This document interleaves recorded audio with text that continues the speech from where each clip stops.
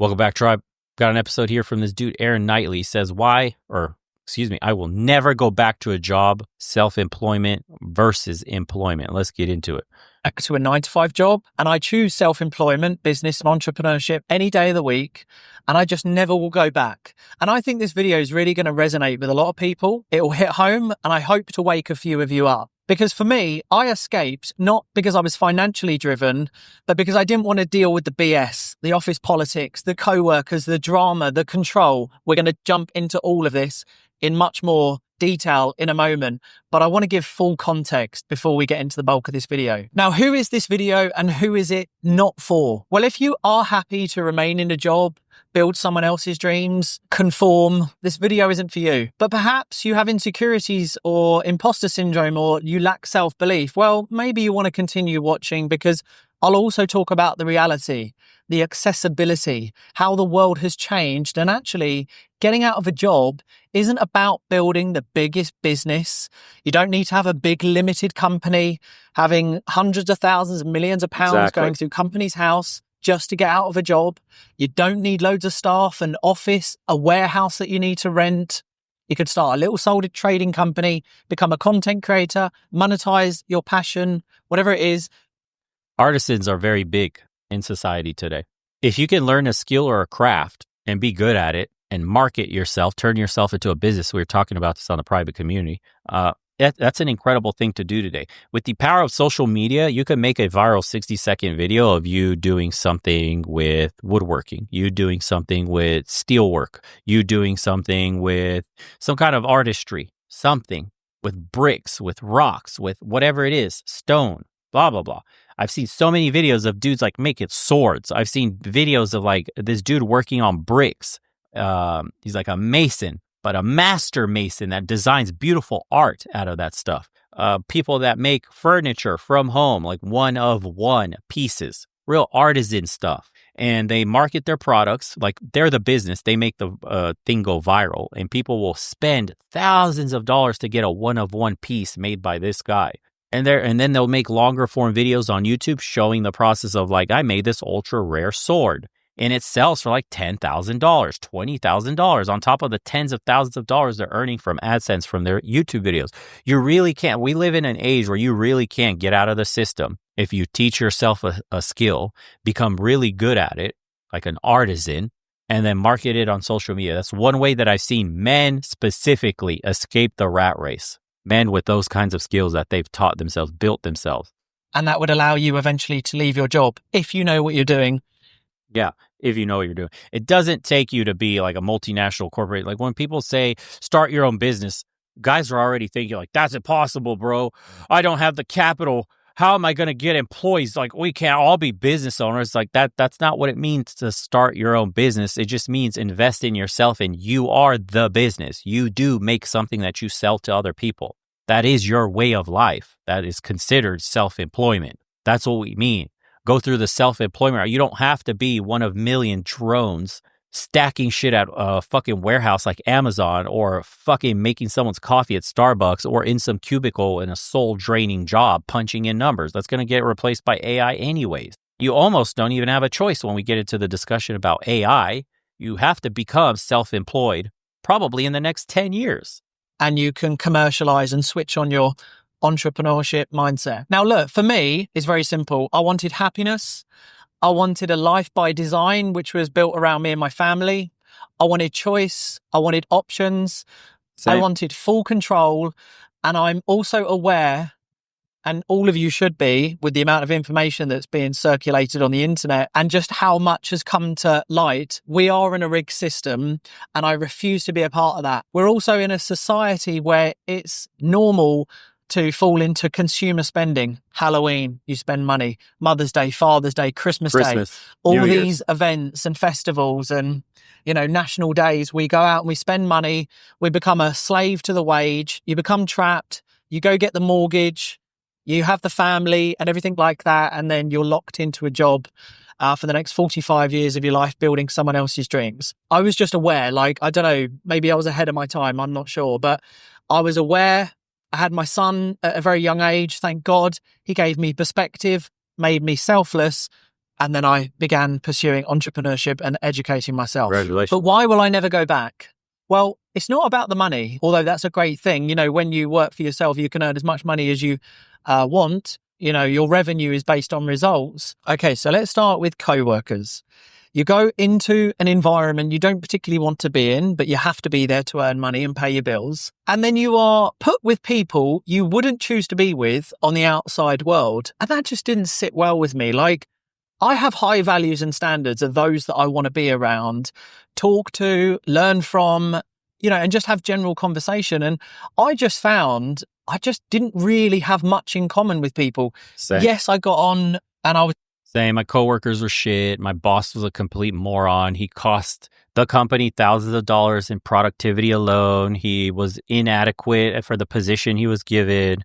And you could have done his job better than he did. Like, everybody feels like this. Like, they're ruled by micromanaging supervisors that suck at their job and they make your life hell. And you have to play politics in office and suck somebody's butthole to just not get fired and to get promotions. And fuck that, dude. I was so sick of that shit when I was working before I started my own business, and having to deal with that bullshit and get treated like garbage and given a 2-cent raise for being a good little boy and busting your ass for a company that doesn't give a shit about you. I remember I was working for a remodeling and construction company before I started my own and made this guy millions of dollars in addendums. Made him fat. My reward, I didn't even get a cut of addendums. Guys, imagine going to somebody's house, giving them an estimate on repair work that they needed, and let's say the estimate was $5,000 of what they had to do. And then I go and upsell you. That's what an addendum is, an addition to what you called us there to do. And I convince you to do another $5,000 worth of work. Now you have $10,000 worth of work, which I didn't need to do at all. And I convinced every single job I went on to give an estimate. I was a project manager and I sold also. Every job I had addendums worth thousands, tens of thousands of dollars. I didn't get 1% of that. 1%, bro. And when asked, I got laughed at. What are you talking about? You get paid a salary. So worked like a dog, made salary money, and couldn't even get a cut of the extra sales I brought in. When they ask, why did you start your own business? Reasons like that. Why don't you piss down my throat? Why did you start a bit? Not everybody can. Enjoy getting your throat pissed on. That's the kind of shit I couldn't stand anymore being my own boss, couldn't stand anymore being absolutely ridiculed, disrespected, and shit on for no fucking money. It wasn't a choice. I had to, because I'm not living another year under incompetence and people that don't give a shit about me and use me to their benefit. He's rolling in a brand new car. He's rolling in talking about he bought himself a new big house for his family and the other one is going to go to his sons. And I'm over here having to live with my parents or in a shitty little apartment and I don't got money saved up. And I'm wondering when my day will finally come. Why'd you start a business, Bo? Because that's why. Nobody you ever work for will ever respect you the way you want to be respected. That's why you have to be your own business. In my brain, I have to. I will never, in my fucking wildest dream, I don't care how bad it gets, I will never, ever, ever work for another fucking company again. Ever. I'd rather live on the street. I'll figure out my own way to make money somehow than ever go back to that shit. Ever, dude. My dignity is intact. The only thing you could say that sucks about this life is that you kill what you eat. You don't have a steady paycheck. Not a problem, bro. You don't get to shit down my throat. Great. I'll take an unsteady paycheck because there's months where I make more than most people make an entire year. There are weeks. There's a week or a day where I could make more than most people make an entire year. And I could go by the next month or two coasting, not making shit because it's all tied to the effort I put in. As hard as I work, I get back. At every job we work at, normally for somebody else, it doesn't matter if you show up and put in 8 hours of grueling fucking productivity work, you give it your all effort maximum. You still don't get shit. You still get the same, whatever your hourly wage is. Or you could show up, dick around, take a shit on company time, scroll social media while you're shitting for 30 minutes. You know what it's like, bro. always going on a little break, hiding somewhere in the back. Shit, got to get back to work and get found out. Talking with some of the coworkers that you actually do like, dicking around a little bit there too, and blah, blah, blah. Fuck, dude, still got another 4 hours on the shift. Can't wait to go on my lunch break. Go on your lunch break, clock out, eat your shitty food, clock back in like a sheep, bro. Clock in and clock out. Fuck that. Sounds like nightmare fuel to me. Was polite and I had some good banter, but ultimately we didn't share the same visions. We didn't have things in common. And I suppose, again, I was just aware of this and I wasn't comfortable spending 40 hours a week with people who will backstab, they'll brown nose, they'll have alter egos, They will play people off against each other. You know, it is very dog eat dog. I talk about the employed world like a pyramid. Starts very wide at the base, but the higher you go up, it becomes very acute as you go up in promotions and people are snapping at your heels. You know, you have to remember co-workers are driven by the wage at the end of the month, and they will typically 90% of co-workers will do everything and anything they need to in order to survive in their job, which means if you're in the firing line, they will throw you under a bus. I don't care what anyone says about, well, I love my co-workers, I trust them, we back each other, we've become lifelong friends. I do not care. If both of you are in the workplace and push comes to shove, they will throw you under a bus, period. Because they are feeding their families, they are not feeding yours. It is very, very, very rare. And I do understand there are some occasions where you can create real friendships, but you have to, again, share very similar values and have the same standards in life. And then you might match up. But 9 times out of 10, you are going to be surrounded with people who do not 100%. Have your best interests at heart, and they are there serving themselves first. But if we look on the other side of entrepreneurship, and that's normal. Oh my God, what a different world. Collaborative, supporting. You know, I have friends who are other business owners and they just ring you up. Is there anything I can do? My guy at Melit Parfums sent me down a load of, like sprays and aftershaves and just said, look, buddy, I just want to send them to you. I have Matt Fidesz ring me up the other day asking how business is going. Matt Fidesz is super successful. I have friends that literally do millions upon millions of pounds in terms of business revenue who are well ahead of me, just constantly asking, do you need anything? Or next time you're in London, come up and see us and pop into the office. And it's so collaborative and supportive. And at times it's so... I think that's a mentality thing. You know, like being poor is a mentality when they say that. Poor people tend to think a certain way. And if you've been around enough rich people and poor people, you start to see like it is really mental. Apart from some cases, of course, there's going to be a pedantic fuck in the comment section excusing why he's poor. And I wasn't born with a silver spoon and some blah, blah, blah. I don't give a fuck about all that. When you meet self-made millionaires and poor people and you see, because a lot of self-made millionaires obviously used to be poor, they pull from the same bunch of society, the lower end, the lower class, that have made it themselves. You see, it's a mental thing why you become rich. It's all in your mind, the way they think, the way their relationship with failure, their relationship with fear. They have the entrepreneur spirit, being their own person, willing to take risks, right? Risk management, shit like that. Entrepreneurship is a mentality. And when you get into the echelon that he's in, you don't have to be, like he said, multi-million pound business. Just people that want to be on their own, that are their own men, their own business owners, they all have the same style of thinking. The mental framework is all there. So that upper echelon he discusses, really everybody's like that. Everybody operates on that same frequency. Let's collaborate. Here's some products that I'm working on. Let me send you a sample. What do you think? It's free. It's on the house. Just like tell me what you think. Your opinion matters. No bullshit. I've gotten products from people that are like, hey, bro, I made the latest blah, blah, blah. Here's what I've been working on for the last 6 months. I'm going to send you some samples. Tell me what you think. Really, though. Don't bullshit me. And they send you free shit, bro. And they're free because they want your opinion. They respect your opinion. If you're ever in town, just ring me up. Let's collaborate. Let's do something.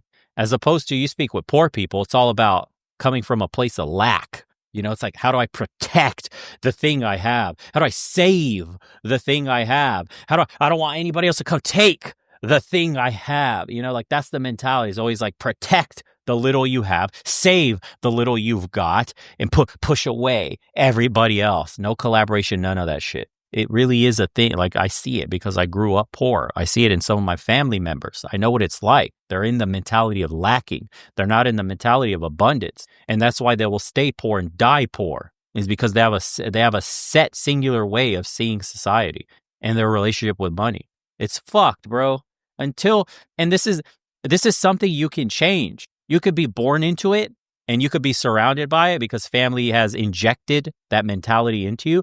But once you surround yourself with people like this, with others that have escaped the trap, it can be rubbed off on you. I swear to you, hanging around wealthier people, hanging around people that have become their own bosses, hanging around entrepreneurs, business owners will shift your mentality. You will see the world differently. Your opportunities will be different. That's why sometimes going to these weird conventions, like business owners conventions and like events of that nature, is absolutely so helpful, because just surrounding yourself with people like this oftentimes will be the key to your success. Not because what they can do for you, but having a conversation with somebody that's also on their own path and building something and is able to give you good feedback, not bullshit to tear you down, not to sow doubt in your mind about anything, is absolutely worth its weight in gold. Truly.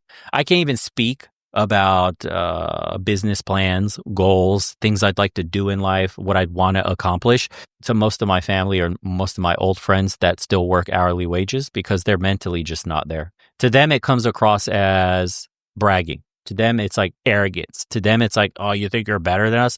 We're not on the same level, same wavelength. But I speak about this stuff to an entrepreneur, a business owner, whatever. They completely understand. They get it. They provide some very valuable feedback or help you in any way that they can. And that's what you need to surround yourself with. That's why they tell you, like, the first rule when you're starting to chase a goal is don't tell anybody about it. Most people will invite nothing but doubt and negativity in your life for that very reason.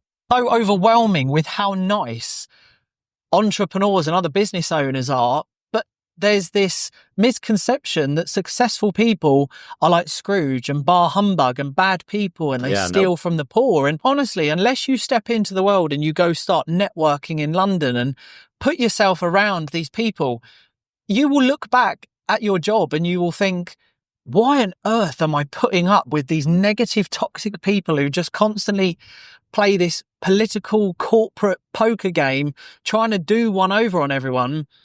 But yet you step into entrepreneurship, and it is, honestly, the more you help each other, the more you collaborate, the more you support each other, it comes back in waves. And I could never go back to a workplace environment where it literally is dog eat dog. And that's the God's honest truth, which then leads me into office politics.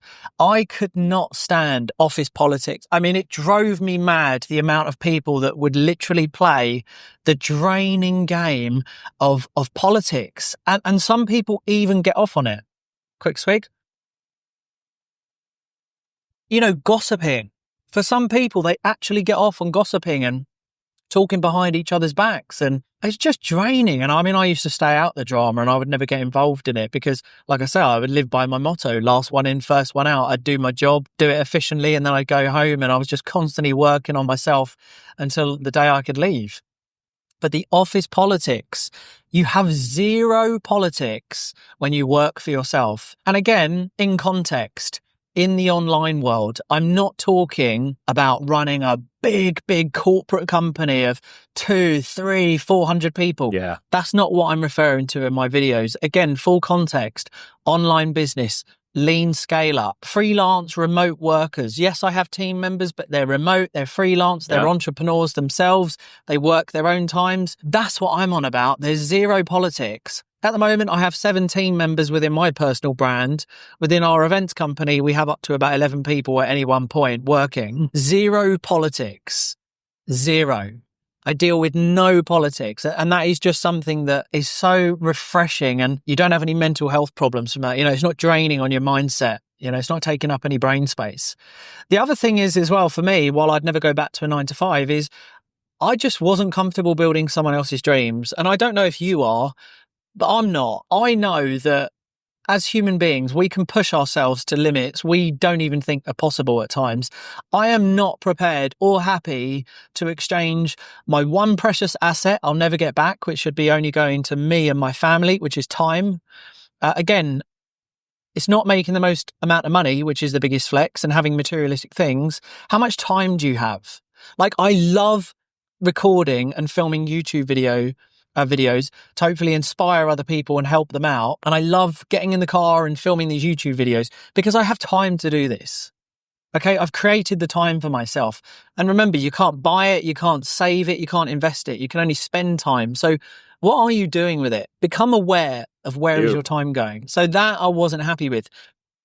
When you work for yourself, yeah, for sure. Depending on the business model and how much you can automate and build teams and stuff like this. And if you're online, yes, you're going to need to put in time and effort to build your own thing. Have I done long hours?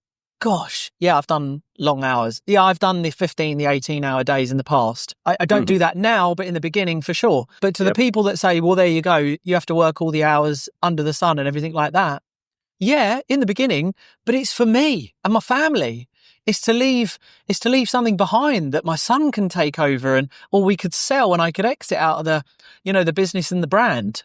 Yeah, that's a whole nother video about selling brands now. That's becoming a really big thing. So that's the difference. I just wasn't happy working in a rig system, going through this Groundhog Day, building someone else's dreams when I know that education has never been more accessible. Networking, podcast, Audible books, YouTube, TikTok, getting a mentor, having a coach, free information, free groups, free communities or paid communities, whatever you choose to do. There's all this information, we absorb it and then we just need to apply it. Why on earth would I carry on going through Groundhog Day when I know I could change my life? So that never sat well with me. So I would always build my own dreams. The other thing is I felt very trapped and controlled. Aaron, you got to start your shift at this time. You got to finish at this time. This is when you have your break. This is when you have your lunch. You can only have 28 days holiday a year. You have to ask permission for a day off. I now don't answer to anyone. Literally, I answer to no one. No one rings me out, Aaron, you got to do this. No one. There are some people that go, well, you answer to HMRC. Well, not really. I pay my taxes. So what? But I don't answer to anyone. I don't answer to customers. I don't answer to anyone because we are in such a blessed world of automation, online, evergreen content. Create something once. It forever serves you and pays you forevermore. Digital products, e-learning, services, consulting, coaching. And for some people who don't want to admit the world is changing and navigating away from the physical industry purely to online, well, you need to take your head out of the sand and grab your surfboard because there's a wave coming. It's already happening. Online is where it's at. For big money, scalability, automation and passive income, up to 75, 80% of passive income. Yes, you've got to do certain things, but passive income is a real thing. So I wanted to take control. I'm happy to take the pressure, the responsibility, the stress of building something for myself, opposed to the stress, the mental downfall, the loss of identity, the alter ego, all the problems, the office politics, the backstabbing, constantly having to be one step ahead in the corporate world. Not bothered about that. I will take control, responsibility any day of the week, building something for myself. The other thing is capped earnings. I wasn't happy being told, oh, by the way, just let you know, there's another 2% pay rise coming up next year. 2% pay rise. Sorry, what? Even on a promotion. I'm not being funny. This baffles me when people will literally graft, brown nose, backstab, suck up to managers, become a manager's pet for 2 years, 3 years for a promotion of 5, 10, 15, 20 grand gross. Really? It baffles me that some people are actually happy to go for a promotion to be paid peanuts in addition to what they're on and graft 2 years pretending to be someone else, fake enthusiasm, fake laughing, going out on the works do, sucking up, God, be yourself, be authentic, be happy, have no anxiety and depression and build your own thing. I'm very fulfilled and I have a huge amount of purpose doing my own thing. But also the great thing is your earnings are not capped. Like I can earn as much money as I want doing my own thing, and that's what's great. When you take that level of responsibility, it's a whole nother level, it really is. So take that responsibility, apply it to yourself, educate every day. And honestly, when it comes to earnings, you'll never be capped. You'll always earn more and more money, which leads me on to the next point. Mental health issues. How many people do we know that have mental health issues due to the workplace because they're unhappy? I mean, my God, there are so many people that go into a job who are suffering with anxiety and depression and who have really crumbled as a human being because they're unhappy and they're being bullied, harassed. They have to conform. They're being told what to do. There's a coworker, there's a manager that's micromanaging them, putting them on a performance review wrongly, that they're being tested and teased and threatened with loss of jobs and company restructure. And there's nothing that they can do about it because they've fallen into the trap of spending money that they earn, so living to their wage. That makes them very vulnerable, and then they go on to have mental health issues. I know many men, unfortunately, that are struggling mentally in their workplace because they are so tied to their salary that they then become such a different person to who they know. They're not authentic. They know deep down that they're not being authentic. It plays on them.